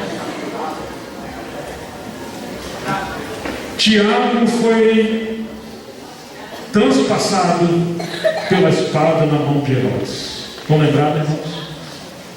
Agora lembram-se como os 4 seres viventes se moviam. Cara de leão, depois cara de boi, depois cara de homem e depois de águia. Não pode passar entre cara de leão e cara de homem sem passar pelo boi. Por isso que você vê na Bíblia Mateus, depois de Mateus vem Marcos, e depois de Marcos Lucas apresentando o Senhor como homem. Então, irmãos, você vai ver que o capítulo 12 representa a união entre o aspecto do reino e o aspecto da casa. Ali está a disciplina, ali está a obra da cruz, ali está a santidade. Nós poderíamos dizer que o sangue de Tiago foi, de alguma forma, aquilo que sustentou a obra posteriormente com Paulo. Assim como na história da igreja, o sangue dos mártires é a semeadura do Evangelho. Qual tem sido o nosso problema no nosso tempo? É que muitas das vezes eu começo a operar algo como operou no tempo de Pedro, e imediatamente queremos ter a edificação da igreja. E quando começa a edificação da igreja, temos muitas divisões. Por quê? Porque todo mundo quer encontrar Pedro, todo mundo quer encontrar Paulo. Nunca vi ninguém falando que quer ser como Tiago. Ninguém quer encontrar Tiago. Estão entendendo, irmãos? Você não pode ter a casa de Deus, a menos que você encontre Tiago no meio do caminho. Tiago representa a cruz que vai exterminar tudo de ambição humana, de opiniões, de individualismo. O Senhor preparou Pedro, Tiago e João 3 anos e meio para ministérios específicos. Você vê claramente o ministério de Pedro e você vê claramente o ministério de João. Mas você deve ter em conta que o Senhor também preparou um homem chamado Tiago para ser o mártir entre eles. Deus preparou um homem para morrer. Enquanto Pedro está em evidência, e também João e Paulo, Tiago não tem nenhuma evidência. A pergunta que deve ficar no nosso coração: você está disposto a servir o Senhor sem nenhuma evidência? Escondido como aquelas estacas do tabernáculo que ninguém vê, mas a tenda está amarrada nessas estacas, enterrada na terra? Ou você quer ser alguém sempre que está em evidência? Graças ao Senhor que a obra dele é sustentada por muitos irmãos que não estão em evidência. Irmãos e irmãs, ministério de oração, de intercessão, serviço com criança. Quantas coisas preciosas Deus tem usado irmãos e irmãs no anonimato. Mas infelizmente, irmãos, quando começa a se falar da edificação da igreja, quantos problemas. Eu fico imaginando, estava conversando com o Marcelinho Alves, e realmente eu achava engraçado, estou vendo aquele prédio construído, o local de reunião dos irmãos, ali no Nordeste. Parece que tinha 300 engenheiros ali, né? Cada um dá uma opinião diferente. Coitado do engenheiro, está ficando louco. Ele foi um homem guerreiro para levar essa obra até o fim. Ou os seus arquitetos. Assim somos nós, irmãos. Quando nós não encontramos Tiago no meio do caminho, nós gostamos de dar opinião em todas as coisas. Nós achamos que os irmãos têm que nos ouvir. Nós achamos que temos a última palavra em tudo. Porque nós não entendemos claramente que são muitos olhos, mas cada hora tem que estar no seu devido lugar. Cada membro tem seu dom, mas ele tem o seu limite conforme a proporção que o Senhor deu a cada um. Mas para migrar de Pedro para Paulo, precisamos encontrar quem no meio do caminho? Tiago. E aí está a cruz do Senhor. Muitos irmãos não caminham nesse caminho da cruz de Cristo. Então nós encontramos que enquanto Pedro escreveu 2 epístolas, Paulo escreveu 3 epístolas, porque a sua ênfase é a questão da casa e Pedro a questão do reino. O reino pavimenta o caminho para que Deus tenha uma casa, mas essa casa tem que ter a ênfase de Tiago, que é a disciplina. E depois vem João. Enquanto a ênfase de Pedro é o reino, de Paulo é a casa, e a ênfase simbólica de Tiago é a cruz ou a disciplina, a ênfase de João em relação à casa é a família. Para que a presença de Deus seja abundante dentro dessa casa. Deus quer a esfera do seu reino na casa, cheia de filhos disciplinados, para que a glória e a presença de Deus sejam abundantes. Amém, queridos? Então você pode encontrar que Pedro lança as redes. Mas você lembra que as redes se romperam e quem está costurando? João. Claro que Paulo pega aquele lençol de Pedro e dá forma a uma casa. O aspecto de Paulo é a questão da casa. Mas quando Paulo chega no final da vida dele, ele vai dizer: todos da asa me abandonaram. E ele vai dizer a Timóteo que numa grande casa também tem vaso de desonra. Em outras palavras, parece que as redes também do ministério de Paulo se romperam. Ele estava sozinho, com poucos companheiros, muitos problemas, muitas desordens.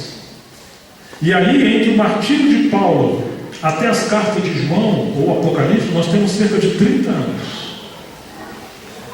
Aquele lugar chamado Éfeso, que Paulo trabalhou durante 3 anos intensamente, entregou todo o conceito de Deus ali. O inimigo fez algo, porque nas cartas do Senhor, em Apocalipse, as 7 igrejas, o Senhor, usando João, escreve a igreja de Éfeso, e Éfeso estava adormecida porque havia abandonado o seu primeiro amor. Vocês se lembram disso, irmãos? Abandonaram o seu primeiro amor. Então você vê que o inimigo fez algo, e agora, depois que João sai da ilha de Patmos, ele vai para Éfeso. E lá em Éfeso ele passa a desenvolver o seu ministério. O que o Senhor está fazendo? O Senhor está levando João a costurar as redes do final do tempo, do seu ministério. Então, através de João, nós temos as ênfases do Senhor para a geração do final do tempo, daquele século, mas essas ênfases do Senhor também são também para o nosso tempo. João está nos chamando de volta ao que era desde o princípio. Voltar ao caminho do Oriente, da porta do Oriente, por onde a presença de Deus volta. Você se lembra como é que João começa o seu evangelho? No princípio era o Verbo. No princípio. Você se lembra como ele começa a escrever a sua primeira epístola? Ele volta a falar de princípio. A ênfase de João vai trazer a gente de volta ao princípio. O princípio voltando à porta do Oriente. o princípio da centralidade da obra do Senhor, e ele está falando de retornar o povo do Senhor, os seus filhos, a Cristo mesmo. Esse é o assunto dele, o caminho do Santo dos Santos. Irmãos, como rico é isso. O princípio fala tanta coisa para nós. Você se lembra de Mateus 19? Quando perguntaram a Jesus, é lícito ao homem repudiar sua mulher por qualquer motivo? Jesus responde, vocês não têm lido? E está perguntando aos escribas e fariseus, os mestres. Como perguntar aos mestres se eles não têm lido? Parece que Jesus está dizendo, não, vocês não estão lendo as escrituras como elas são. Vocês estão lendo as opiniões de vocês dentro das escrituras. Vocês não têm lido? Que no princípio, Jesus falou no princípio, Deus criou macho e fêmea, e disse e ordenou lá, deixará o homem seu pai e sua mãe iniciar sua mulher, e os dois serão com a sua carne. Então eles falam, então por que Moisés mandou da carta de divórcio? Em outras palavras, Jesus diz, ele não mandou. Moisés permitiu por causa da dureza do vosso coração, mas no princípio não foi assim. Então essa é a ênfase de João. Tem coisa que Deus permite por causa da dureza do coração, mas a vontade do Senhor está sempre voltada ao princípio. Então no final dos tempos, o que o Senhor está nos chamando, irmãos? A quê? A voltarmos ao princípio. Restauração é voltar ao que era conforme o princípio.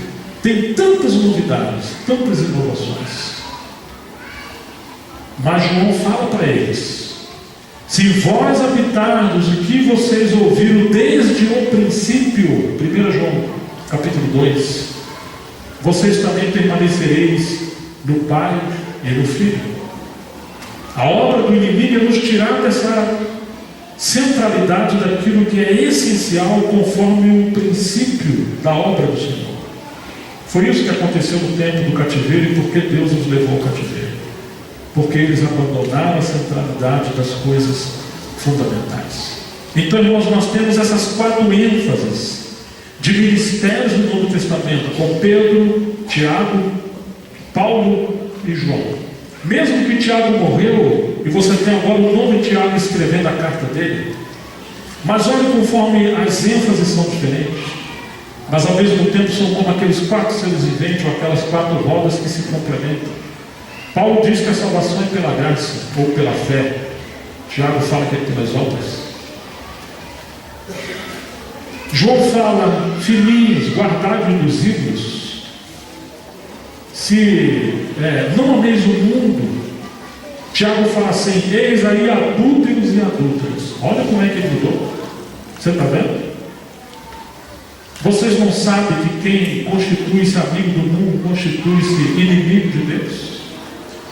João fala, se alguém tiver bens do mundo e vê o seu irmão em necessidade de fechar as entranhas, como estará nele o amor do Senhor? Com tanta ternura, com tanto amor. Tiago fala, eis aí vocês ricos, a ira do Senhor vai cair sobre vocês. O salário do jornaleiro está subindo até o céu. Vocês estão entesourando para o dia do juízo. Você percebe que o peso da sentença de Tiago, que representa a disciplina e a cruz, é bem pesado. Se depender de João, é como se ele abraça todo mundo. Se depender de Tiago, ele mata todo mundo, porque representa a cruz. É como se Tiago chegasse para falar e João corre atrás, que depois do golpe de Tiago, João vai agarrar aquela ovelha por detrás. Parece que na igreja tem irmãos assim, né? E pode ter certeza, os irmãos sempre vão fugir daqueles que parecem Tiago. Aqui tinha um irmão com o apelido dele era Marreta, mas isso foi lá naquela época. Faz muito tempo. Ele está virando João. João com Marreta, não vai perder a ênfase do ministério que Deus deu. Nós precisamos de irmãos que nos exortam. Deus quer um presbitério, mas com ênfase de aspectos de ministério diferentes. E esses irmãos precisam entender que ainda que a palavra final está com o presbitério, mas ali tem ministérios diferentes. Tem irmãos mais pastorais, tem irmãos que são mestres, tem outros que são evangelistas, outros são profetas. E dependendo do assunto, do momento, A unção maior está com aquele que representa aquele encargo, aquele ministério, e os outros têm que perceber. Essa é a maneira de caminhar junto. Um presbitério com vários ministérios diferentes. Ai de nós se não tivermos diversidade de ministérios entre os presbíteros e na casa do Senhor. Irmãos, o nosso tempo é curto. Eu vou deixar para vocês algumas faces da palavra do Senhor também. Assim como as faces de Cristo, as faces do ministério, também existem faces da palavra do Senhor, para que haja equilíbrio entre nós. A primeira é a palavra da verdade, Colossenses capítulo 1, verso 5, aonde Paulo vai enfatizar a palavra da verdade. Muito interessante que palavra do grego aí é logos. O logos representa o pensamento geral, o pensamento total de toda a palavra de Deus. Então nós temos a palavra da verdade. Em Colossenses capítulo 3, verso 16, nós temos a palavra de Cristo. Então essa é a segunda fase ou face da palavra do Senhor que estou colocando no livro de Colossenses. Ok? A palavra também aí no grego é logos. Depois nós temos a palavra da vida. Filipenses capítulo 2, verso 16. Também a palavra aí é logos. E aí nós temos a palavra da fé em Romanos capítulo 10. Mudou. A palavra da fé, palavra aí é rema. Uma palavra vivificada do logos. Que enquanto você está estudando e lendo o logos, a palavra de Deus saltou algo.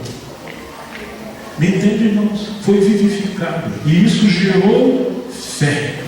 E por essa fé você tem autoridade e ousadia para avançar. Aleluia. Amém, queridos? E você também tem a palavra profética. 2 de Pedro, capítulo 1, verso 19. Pedro vai dizer que a palavra profética nós faremos bem em atentar, porque ela é como uma lâmpada que ilumina no meio da escuridão. Aí você tem a palavra profética. Interessante isso, né, irmãos? Como que o Senhor trabalha essas coisas conosco. E muito interessante que a palavra profética, essa palavra aí também é rema, não é logos, são aquelas palavras reveladas da parte do Senhor. Também chegamos em Efésios capítulo 5, verso 26 e 27, que diz que Cristo deu a sua vida pela igreja, para santificá-la por meio da lavagem da água da palavra. Estão lembrando disso, irmãos? Essa palavra aí também é rema.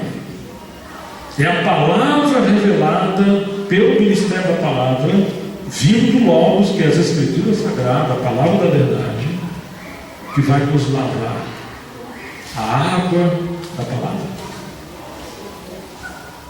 Então nós temos a palavra da verdade, a palavra de Cristo, a palavra da fé, pela palavra da vida, a palavra da fé e a palavra profética. Amém, queridos? E temos essa palavra rema que nos lava para nos edificar como igreja gloriosa.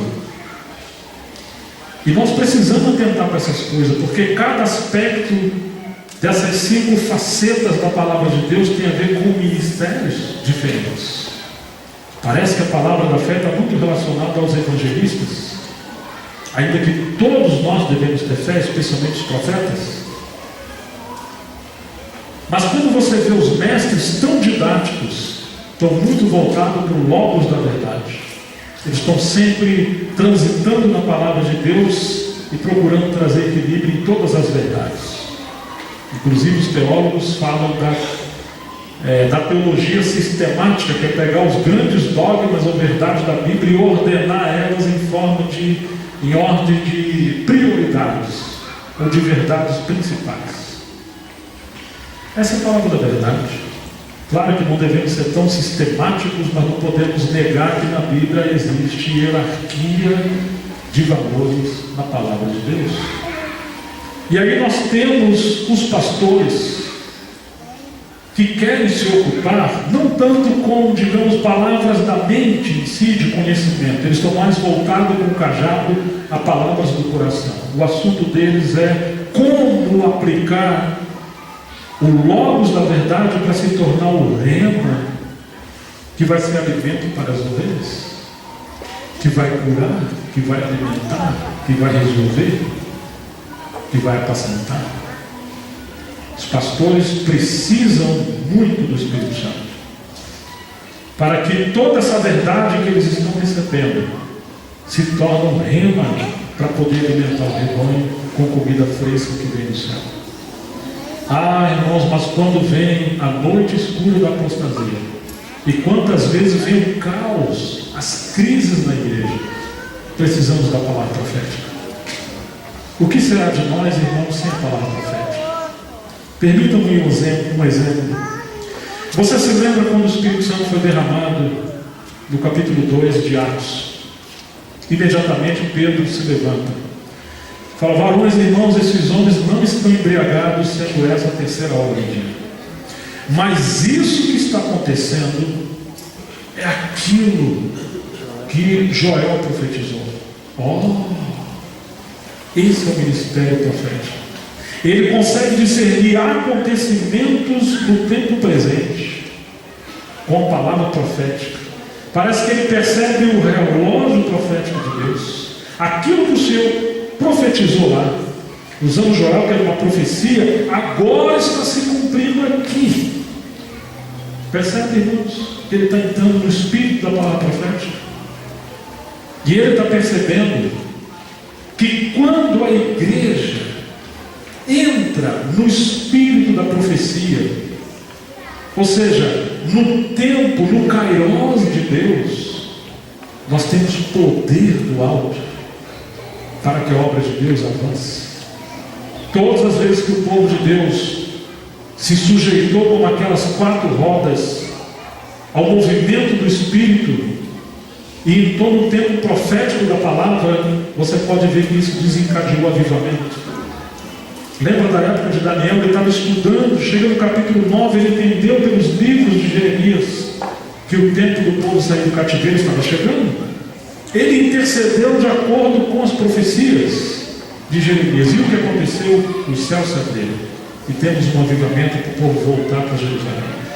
Precisamos da palavra profética, irmãos? Irmãos, porque às vezes nós achamos que a palavra profética é simplesmente estudar coisas assim, digamos, da escatologia tão distante, tão estranha para nós, tão enigmática, sobre o anticristo, o Oriente Médio, Jerusalém. Claro que isso aí faz parte de mestres que também são profetas, mas eu me refiro à palavra profética da vontade de Deus para o nosso tempo, especialmente na nossa conjuntura. Claro que nós temos a palavra profética no sentido geral, e nós também temos a profética no sentido da localidade ou regional. Mas ai de nós, irmãos, se não tivermos aqueles irmãos com espírito profético. E inclusive chegamos em João capítulo 15. Esse eu vou querer fazer questão de ler com vocês, o verso 3 e o verso 7 apenas. João capítulo 15.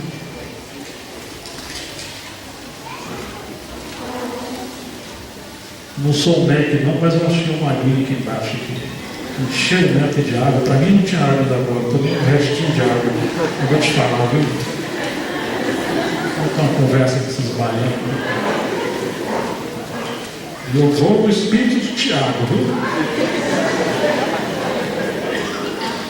Mas teve um irmão que veio aqui e viu que eu estava aqui como num deserto, a garganta seca, e teve compaixão e trouxe uma aguinha para mim. Chegamos em João capítulo 5, verso 3. Capítulo 15, verso 3. Vós já estás limpo pela palavra que vos tenho falado. Essa palavra no grego aqui é logos. O pensamento do Senhor que ele estava falando em vários lugares, pregando em vários lugares. Quando chegamos no verso 7. Se vós estiverdes em mim, e as minhas palavras estiverem em vós, pedireis tudo o que quiserdes e vos será feito. As minhas palavras do verso 7 são rema. Você percebe que coisa maravilhosa? Nós temos o Logos no verso 3, e do Logos de tudo que o Senhor falou com os discípulos, Ele está dizendo que haveria um rema, que são aquelas palavras específicas que o Senhor falou a cada um deles. O Logos é para todos, o rema é específico, para conjunturas específicas. Às vezes para a própria Assembleia, mas muitas das vezes para pessoas.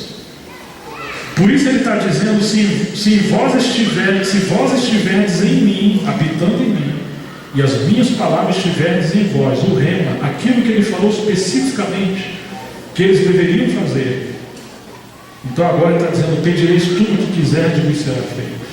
A vontade de Deus é que tudo o que pedirmos, Ele possa ouvir e fazer. Por que nossas orações são tão fracas e muitas vezes não são respondidas? Porque muitas vezes oramos não em harmonia com a palavra de Deus. E muitas das vezes o Senhor falou coisas para nós, como assembleia, como família, como servos de Deus, e nós ignoramos. Deus quer que nós possamos trilhar os nossos pés. Você se lembra, a lâmpada para os meus pés é a tua palavra. Toda a palavra. E o que mais? Palavra profética. A palavra profética nos leva a enxergar lá na frente.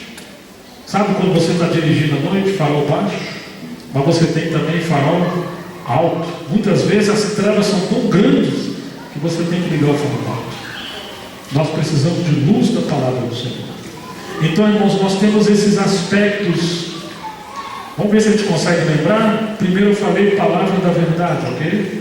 Depois, palavra de Cristo. Depois, palavra da vida. Depois, palavra da fé. E por fim, a palavra profética. Quando nós pegamos a palavra da fé e a palavra profética, aí são um rema, e as demais palavras são logos. Mas aquelas águas da palavra em Efésios capítulo 5, 26 e 27 são o rema da palavra do Senhor. Irmãos, como isso é importante. Agora vamos só relacionar essas fases da palavra e terminarmos aqui. Quando você pega o aspecto da palavra da verdade, Paulo está orientando os irmãos a como confrontar as heresias. Eles estavam combatendo ali com o gnosticismo. Como disse Pedro, que o Senhor seja santificado em nosso coração, para que nós possamos estar preparados a responder a qualquer um que perguntar da esperança que há em nós. Ou seja, nós devemos estar preparados, constituídos com a palavra da verdade, para também poder responder àqueles que nos confrontam, as crises doutrinárias, e etc, e etc. Mas quando você pega as palavras de Cristo, de Colossenses 3,16, ele diz: habita em vós ricamente a palavra de Cristo, e ele diz: exortando-vos, aconselhando-vos.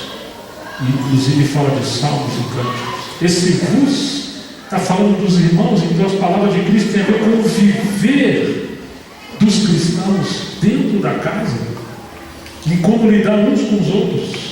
A palavra da verdade nos constitui e nos leva a lidar com o que está por fora. Mas as palavras de Cristo nos levam a viver uns com os outros. E infelizmente nesses tempos, quantos irmãos têm memorizado várias partes da Bíblia e pregado sobre várias coisas e se esquecido das palavras de Cristo? E quantas coisas o Senhor falou para nós.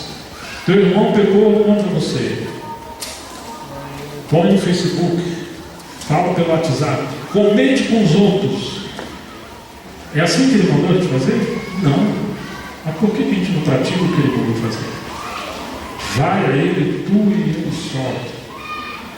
Ganhe o seu irmão. Se não ganhou, leve 2 ou 3 testemunhas. Se não ouviu, aí você fala assim, mas quantas coisas o Senhor falou, a maneira que nós devemos lidar uns com os outros.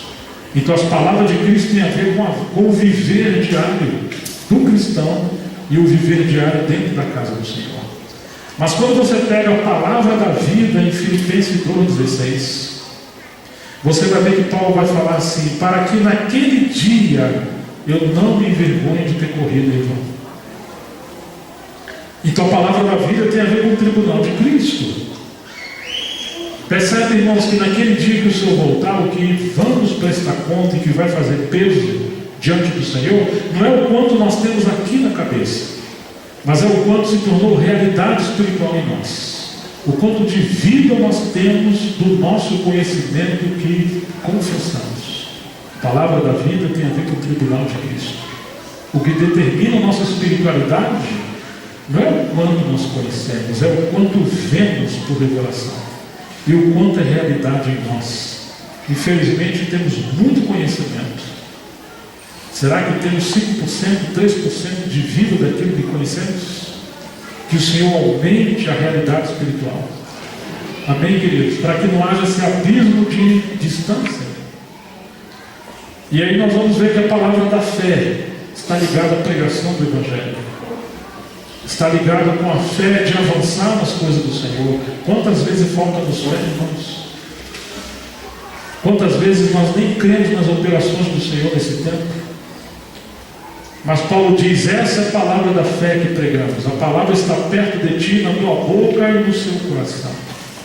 Se com o coração você crer e com sua boca confessar que Jesus Cristo ressuscitou dentre os mortos e é o Senhor, serás salvo.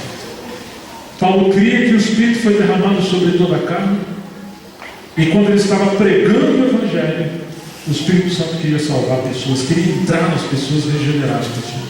Então eles tinham tamanha ousadia para pregar o Evangelho, cheio do Espírito Santo. Oh, irmãos, hoje os cristãos têm medo até de demônios. Muitos não pregam o Evangelho. Que o Senhor restaure isso e nos dê cada vez mais ousadia, possa nos encher do Espírito Santo para pregar o Evangelho em todo lugar. Então temos a palavra profética. E você vai ver o que Pedro falou. Temos assim confirmado a palavra profética. Ele fala dela como uma lamparina, uma candeia que incendeia no período de escuridão. Ah, irmãos, os lugares onde hoje há perseguição de cristãos, os lugares onde os cristãos estão sendo massacrados, vivendo em cavernas, nas montanhas, em buracos, onde as Bíblias foram caçadas e queimadas, eles não esperavam que essas coisas iam acontecer. Se você ler a história, como o comunismo, por exemplo, perseguiu os cristãos, muitos deles não esperavam. E nessa hora precisa estar cheio do Espírito e cheio da palavra. Mas quantas vezes, irmão, nós podemos ser salvos pela palavra profética e dirigidos como povo de Deus pela palavra profética? Quando Roma cercou Jerusalém, no ano 70, o Senhor já tinha falado, quem estiver ali na cidade, fuja para os montes. Quem estiver nos montes, não volte para a cidade. E ele fala que seriam dias de destruição. Isso é uma palavra profética. Aqueles que ouviram conseguiram se salvar, mas aqueles que ignoraram a palavra profética, infelizmente eles foram perseguidos e muitos foram mortos. Irmãos, como precisamos da palavra profética desses dias? Como precisamos ser cheios do Espírito e da unção do Senhor, para que o Senhor possa nos mostrar o caminho que devemos trilhar e como trilhar como igreja nesse tempo tão obscuro que nós estamos vivendo hoje. Então, queridos, essas também são, digamos, os aspectos das rodas na casa do Senhor. Não queira ter apenas uma roda. Não coloque o ministério didático como aquele ídolo na porta oriental, porque a presença de Deus vai embora. Alguns têm preferência por esse tipo de ministério, outros têm preferências por outro. Não, o Senhor não quer uma roda só. Eram 4 rodas, uma dentro das outras, zigue-zagueando, e elas não tinham vidas próprias, elas seguiam de fato os 4 seres viventes. Isso significa que o Senhor quer mover entre nós e nos enriquecer com a complementação dos ministérios, digamos que são diferentes, mas eles são complementares, para que possa haver riqueza, plenitude e equilíbrio na casa do Senhor. Então nós teremos muitos olhos, por dentro e por fora. Que o Espírito Santo possa continuar falando aos nossos corações. Mas são tempos, irmãos, que o Senhor está nos atraindo de volta para Ele mesmo. Às vezes se joga a água suja da bacia com o bebê dentro. Quantas coisas se jogaram fora? E que o Senhor mostra que isso não é de denominação, não é extremo, essas são coisas próprias do reino dele na igreja, e nós precisamos trazer essas coisas de volta. E quantas coisas voltaram ou entraram na igreja, que parece que é próprio da igreja e não são, e essas coisas têm que ser jogadas fora. Mas tudo aquilo que é dele, seja da palavra, seja dos dons, seja do ministério, seja das experiências, tudo que pertence ao Senhor, Ele espera que sejamos uma casa tão rica, tão inclusiva de tudo que é dele, para que haja diversidade de dons, ministérios e operações. Que o Senhor possa reinar entre nós. Vamos orar. Pai, em nome de Jesus, nós realmente agradecemos o Senhor pela forma que o Senhor, em toda a sua riqueza e bondade, tem falado conosco. Mas nós te pedimos, Senhor, nos dê entendimento, nos dê discernimento. Ajuda-nos, Senhor, como aquelas rodas que seguiam por onde quer que os quatro seres viventes se moviam. E que, assim como elas se elevaram aos céus, nós também, o nível espiritual da Assembleia, dos santos em cada lugar, possamos também, ó Deus, elevar a espiritualidade. Sejamos um povo amadurecidos em plenitude por Ti mesmo. Que o Senhor seja tudo em todos. Prepara-nos como noiva nesse tempo, Senhor. Dá-nos um amor profundo por Ti. E também nos dê um coração de amor profundo por todos os irmãos, para podermos apreciar, valorizar tudo que o Senhor depositou no meio dos céus. Guarda-nos dos extremos, Senhor. Continue conosco nesse encontro para a Tua glória. Em nome de Jesus Cristo, nosso Senhor. Amém. Queridos, muito obrigado pelo amor, a paciência de vocês comigo, por estarmos aqui até agora, e também o amor dos irmãos na cozinha, em todos os serviços. Nós somos tratados mais do que merecemos, e nós estamos muito contentes em ver o Senhor avançando na vida de vocês. Um grande abraço. Fique com Deus.